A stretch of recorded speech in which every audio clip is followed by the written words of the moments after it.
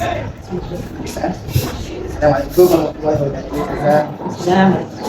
Ini saya Abdul Mufi Bahriman daripada Kampus Tulis yang akan sesi temu bual sedikit untuk PDS saya.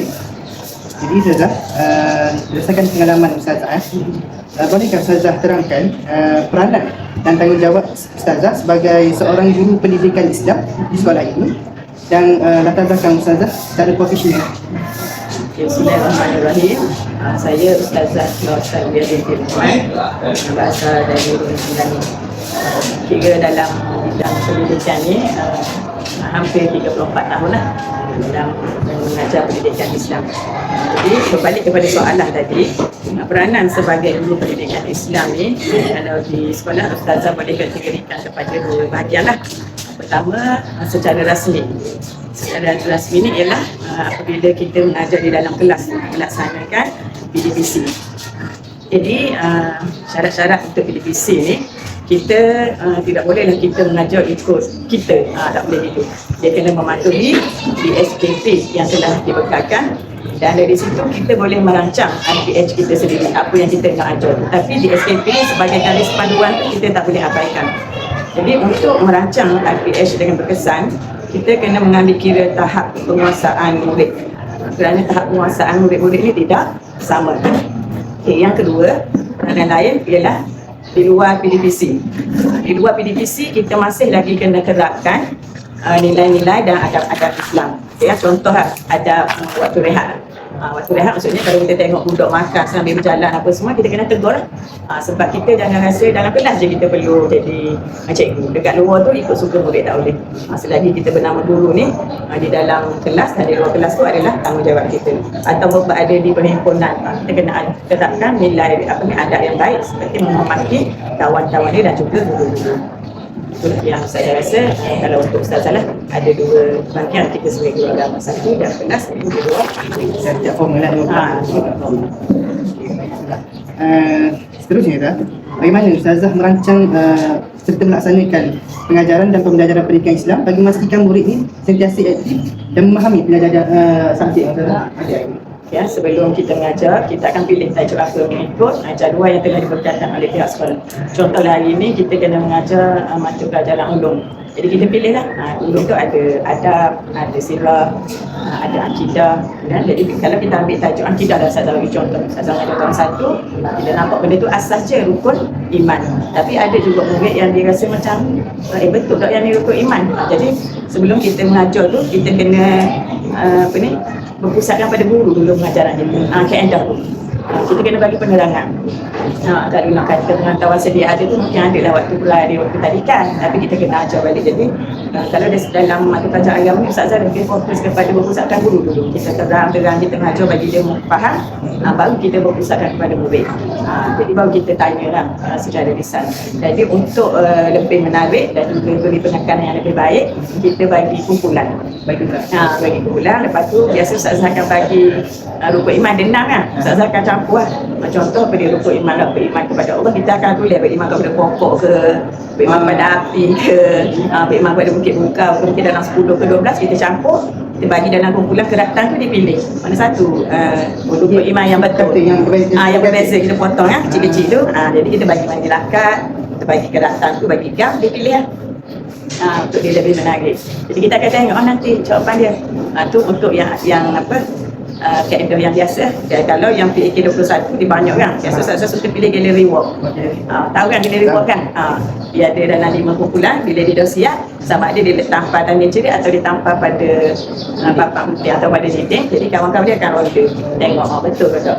Jadi situ kita boleh tengok kalau yang kreatif ni dia bukan sekadar tampal, dia ada yang lukis kan. Jadi lebih menarik lah kalau buat gallery work ni. Memang bising kelas waktu tu, tapi kita kena insyaAllah berkesan. Kalau jadi kita dari situ kita boleh masukkan adab lah. Ada setengah tu suka komen yang teruk-teruk kan. Kita akan tengok dia macam ni ke apa. Dia banyak kan. Jadi dalam agama ni dia bukan fokus pada tajuk tu. Dia banyak perkara yang boleh kita bantu daripada kita. Kalau BBM ni kita tak perlu rasa susah nak bawa semua ni, sebab saya rasa sekarang ni lebih mudah kalau kita masuk dalam grup. Dulu kita tak ada grup-grup macam ni. Jadi kalau ada grup, kita letak je dalam grup tu. Maksudnya mau kita sambil berapa boleh tak esok bekalkan nak bawa mana lakar, pensel warna, gam, gunting, ada yang bawa, ada yang tak bawa tu kita boleh cover dengan alatan yang kita ada. Pakai tas tu. Jadi itulah Ustaz rasa.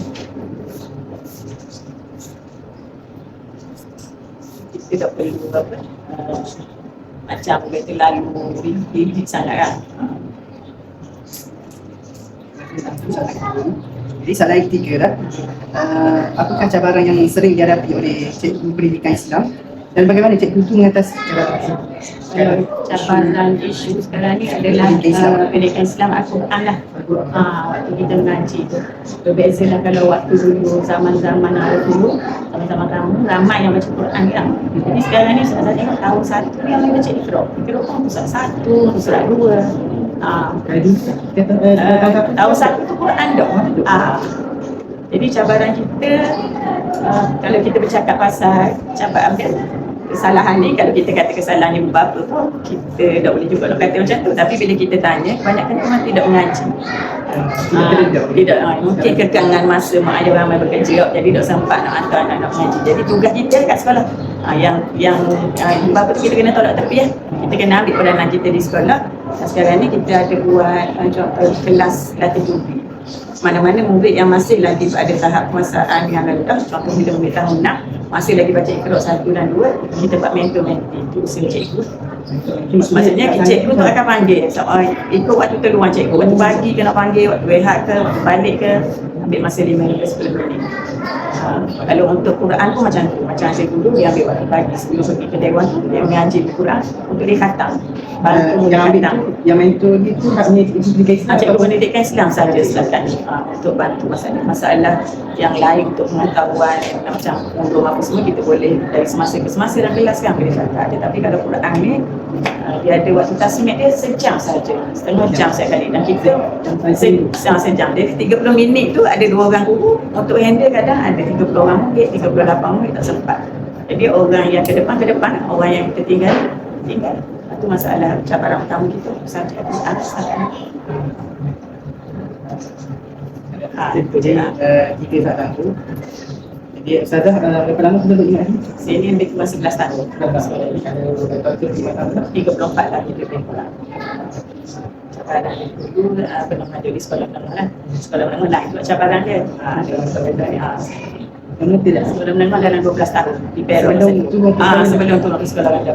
Kita sebelum ni memang Ustazah memang ambil untuk mengajar di sekolah menengah. Masa duduk posting mula-mula di Perak 12 tahun. Bila balik ke Terengganu, dia letakkan di sekolah rendah sebab kita ada diploma. Dia kata masa tu cikgu diploma di Terengganu mungkin ramai tu. Jadi cikgu diploma kena duduk di sekolah rendah. Nak menghadapi tu memang susah. Perbezaan yang ketara sekolah menengah, murid dia faham dah kan? Sekolah rendah ni tak faham. Ya, Ustaz dulu dia memang diploma bahasa Arab dengan pendidikan. Memang kita mengajar subjek bahasa Arab je. Memang sekolah menengah. Sekolah menengah. So dia masuk mantap lah. Ada kan? Kan cikgu kan dia masuk di BSR dekat. Lepas tu sambung UUM. 2008 lagi 2012 4 tahun. Saya terima kasih atas sudi terima untuk bertemu buat ni. Saya Cerita kan?